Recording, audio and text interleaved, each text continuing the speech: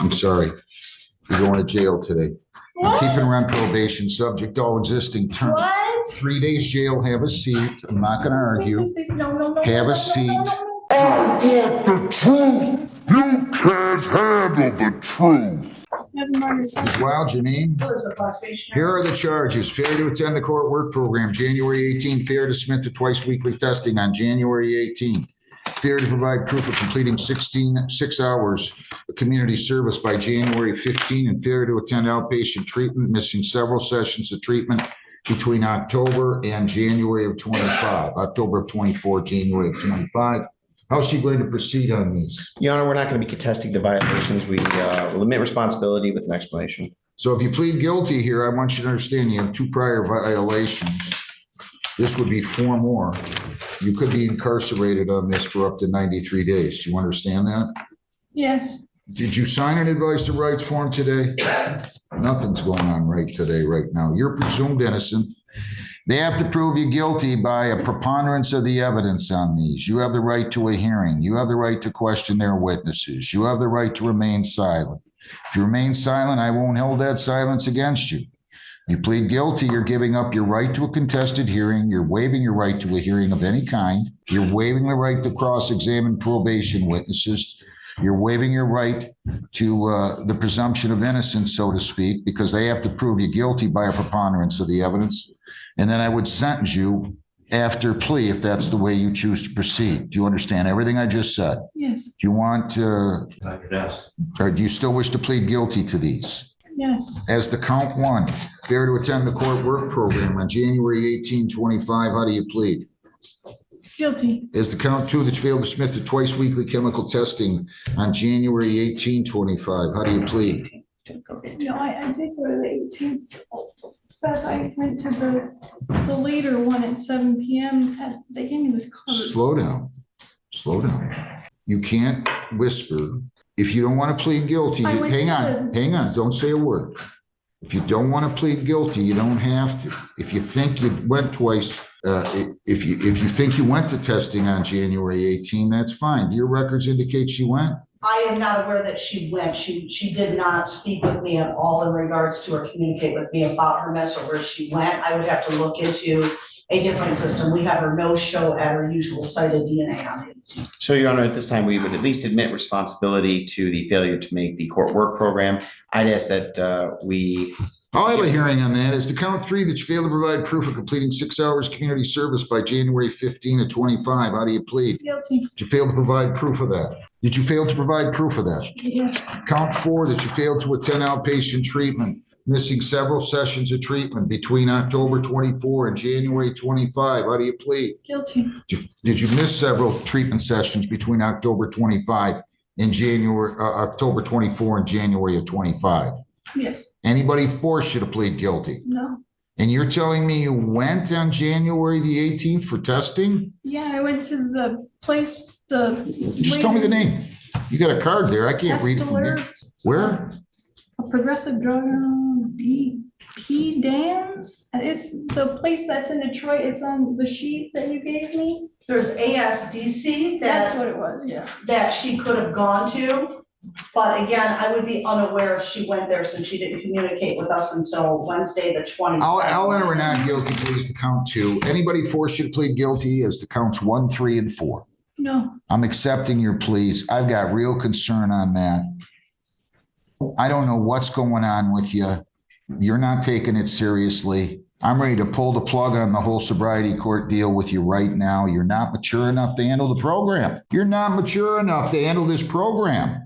I mean, you might be the most sober person in the country, which I'm having my doubts about, and you're not complying with the orders of the court, but you're just not mature enough, Ms. Sessoms. I hate to tell you, I saw this one coming. I took a chance on you, and quite candidly, I'm not sure I don't want to just end this whole little charade today. We got too much going on, too many people that we want to help, too many people that want help. You couldn't do your community service? I mean, look, I sentenced you October 16th. Actually, it wasn't. Was it 6 hours? Or that's a typo. Did she do 6? The 6 hours are the sanctioned hours from her last violation. When I last spoke with her, she didn't have hours done at all, but she does have her original 48 due February 1 here in a couple of days. And then she doesn't show up yesterday. I tried to tell you nicely here. I have tried to tell you nicely. We're not playing baseball here. If we hit 360, in other words, if we're complying about a third of the time, they'll pay a baseball player $32 million. Here you're gonna end up in jail. I'm serious. I don't know what to do with you anymore. I've tried to tell you nicely at these status reviews, you gotta pick it up, but you don't show up yesterday. I was unaware of it yesterday. I would never, ever intentionally miss a court date. Do you know anything about that? Did she tell you that? So we told her that she would have a court date. We did email her notice, since we don't have the mailing, the 10-day Never notice. saw that. I did try calling her, and I didn't even get Fine, voicemail. I won't hold that against you. But all these other things, I don't know what you're doing. And you're gonna force me to do something I don't want to do. I don't think you're cut out for sobriety court. I mean, honestly and truly, we got how many in mind? 32 or 4? 32, Your Well, I gotta tell you, if I was ranking them easiest to deal with, toughest to deal with, you're in the bottom 2. That doesn't put you in very good stead. It's nothing personal. I just don't think you're mature enough to handle the program. I mean, there's people like that. They just irresponsible. I don't know what to tell you. I mean, I thought we did a better job of screening and making you understand we expect 100% compliance. And you don't seem to be bothered when you're violating. That's the other thing. It bothers me. Well, not enough. Sir, can I? Go ahead, Say Mr. something. Sheffield. Yes, What do Your you Honor. want to say? As to the 18th, Judge, she indicated that she did go to the doctor on the 17th. She told Ms. Wiles that she was not feeling well on the 16th. She did have some blood drawn taken. She did bring results in today. She indicated that she's actually quite low on her red blood count, a red cell blood count, and she's going to be going to a further specialist. This might have to do with excessive fatigue and dizziness, and potentially distracting her from complying with terms and conditions.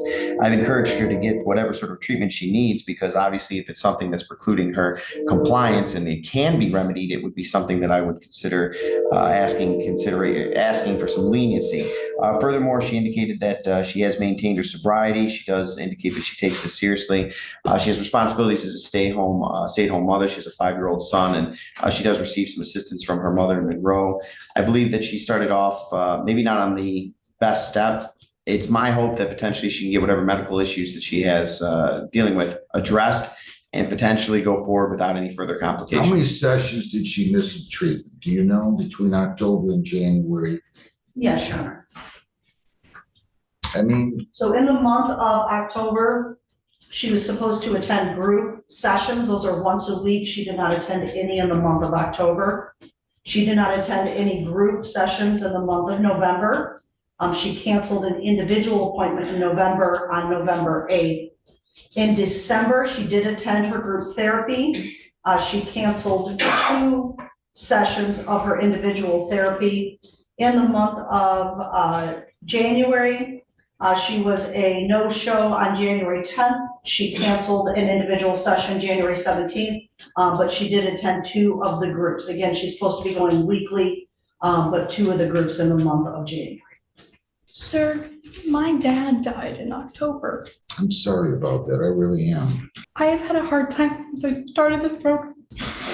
We'll try to explain it to me so we can help you.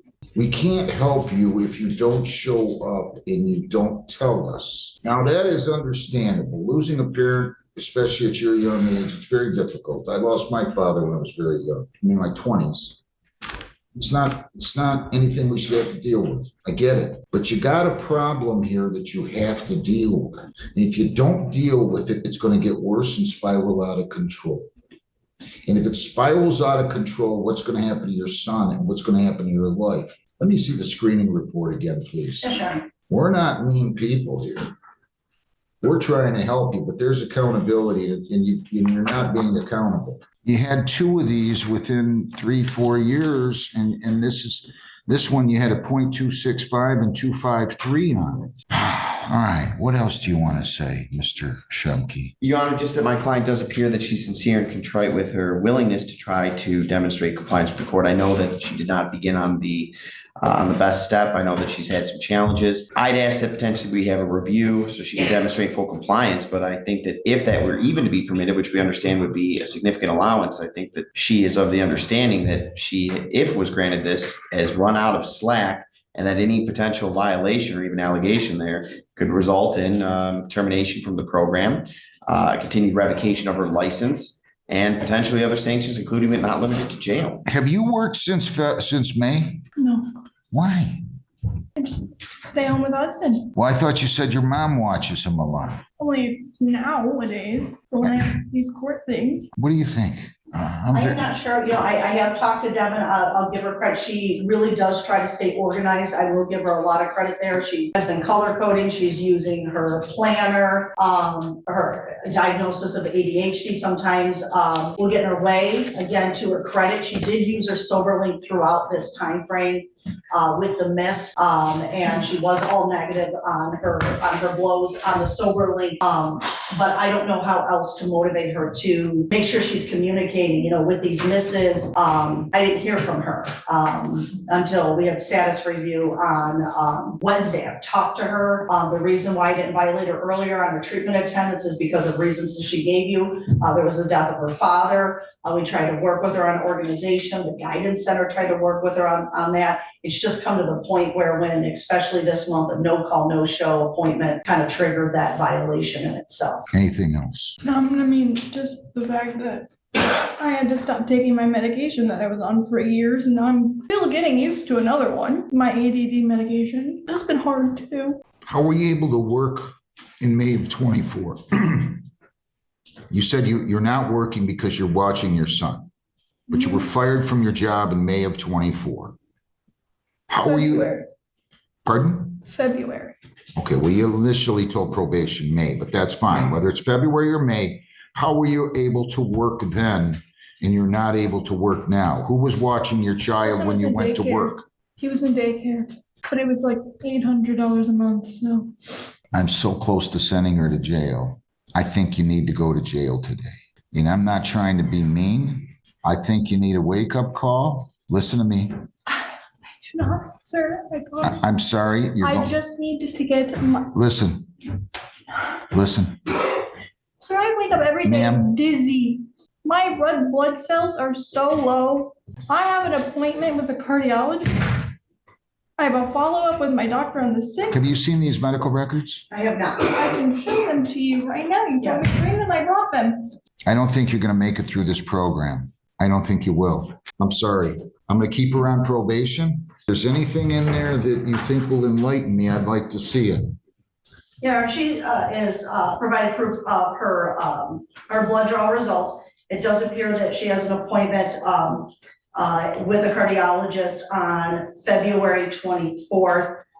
The other information I'm still going through, but it does look like perhaps she's being tested even for POTS, which again is a heart condition. As far as the other information, I think that it just goes into reasons for the low blood and tests that she's going to have done in order to determine why her red blood cells are so low. I'm sorry. You're going to jail today. I'm keeping her on probation, subject to all existing terms. What? 3 days jail. Have a seat. I'm not going to argue. No. Have a seat. No, you need a wake-up call. I'm sorry. I don't. Ma'am, come on. Have a seat. Have a seat. Please, no. Have a seat. I do not. This way. I'm not going to argue with you. If you are new to my channel, please subscribe as I edit these cases and remove all of the mundane, boring, repetitive stuff. And I even remove the silences, so you get only the juicy bits, which I think are always the best bits. Are looking for another episode that has all the boring stuff cut out and gives you just the good stuff, then here a couple that may interest you. Enjoy.